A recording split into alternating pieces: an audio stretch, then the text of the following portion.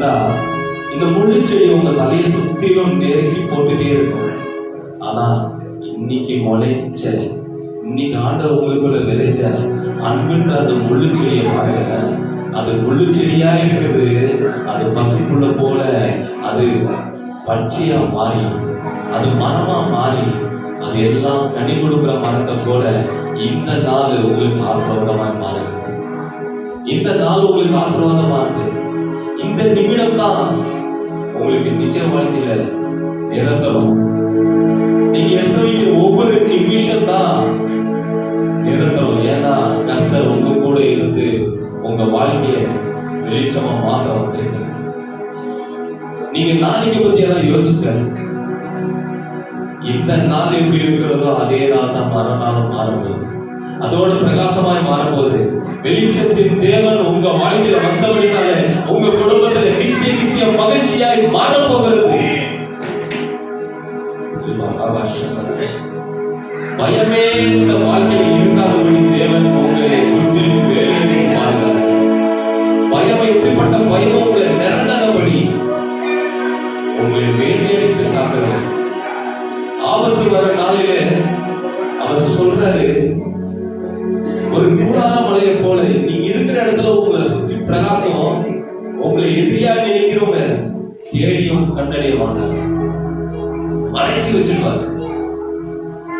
நான் எப்படி உங்களை ஃபேஸ் பண்ணுவேன் நீங்க பயந்துட்டு இருப்பீங்க. ஆனா அவங்க பார்க்கவே பார்க்காதபடி ஆண்டவர் உங்களை மறைச்சு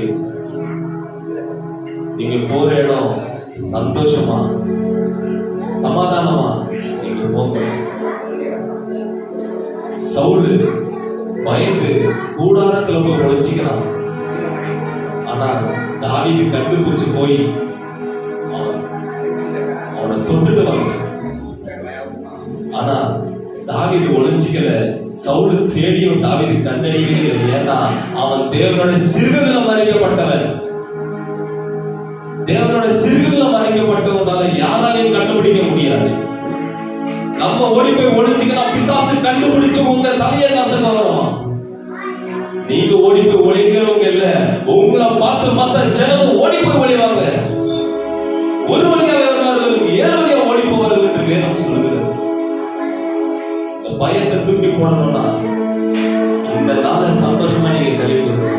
உங்க முகத்துல இருக்கிற சந்தோஷம் சந்தோஷம் சந்தோஷம் அது பிசாசுக்கு எரிச்சலை உண்டாக்கும். பிசாசுக்கு எரிச்சலை உண்டாக்கும்.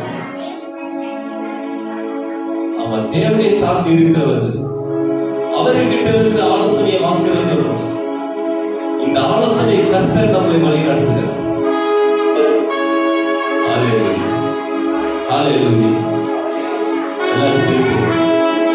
நாளைய தினத்தை குறித்து பயமில்லை,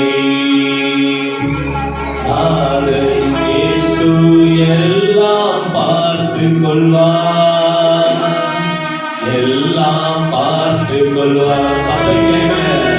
நாளைய தினத்தை குறித்து பயமில்லை, இயேசு எல்லாம் பார்த்து கொள்வார், எல்லாம் பார்த்து கொள்வார். நீங்க கவலை வேதனை எல்லாத்தையும் மறந்துடுங்க. ஏசப்பா பார்த்துக்கலாம், ஏசப்பா பார்த்துக்கலாம். உங்களுக்காக அவர் யுத்தம் பண்றார். நீங்க சைலண்டா இருங்க. எல்லாத்தையும் ஆண்டவருக்கு ஒப்படைச்சிட்டு நீங்க சைலண்டா இருங்க. வேடிக்கை பாருங்க. ஆண்டவர் அற்புதம் செய்யும். ஒரு அற்புதம் நடக்கணும்னா நம்ம செய்யும் போது அற்புதம் நடக்காது, அவர் செய்யும்போது தான் அற்புதம் நடக்கும். நம்ம ஓடி போய் சேர்றது இல்ல, அவர் செய்யும்போது தான் அற்புதம். ஹல்லேலூயா. கர்த்தருக்கு காத்திருக்கிறவர்கள் புதுபலனை அடைவார். கழுகு சேட்டைகள் போல உயர பறந்து இந்த உலகத்துக்கு வெளிச்சமாய் பாருங்கள். உங்களை ஆசீர்வதித்து உங்களை சந்தோஷப்படுத்தி தேவன் மேன்மை மேன்மை பெருக வைச்சு ஆசீர்வதி. இயேசு கிறிஸ்துவின் நாமத்தினாலே ஜெபம் நல்ல பிதாவே. ஆமென். கர்த்தரை நம்பி வந்திருக்கிறோம். நாம் ஒருபோதும் வெட்கப்பட்டு போவதே இல்லை. ஆமென். அல்லேலூயா. கர்த்தருக்கு காத்திருக்கிறவர்களோ புது பலன் அடைந்து கழுகை போல உயர பறப்பார்கள். அவர்கள் ஓடினாலும் இளைப்படையார்கள், நடந்தாலும் சோர்வடையார்கள். ஆமென். அல்லேலூயா.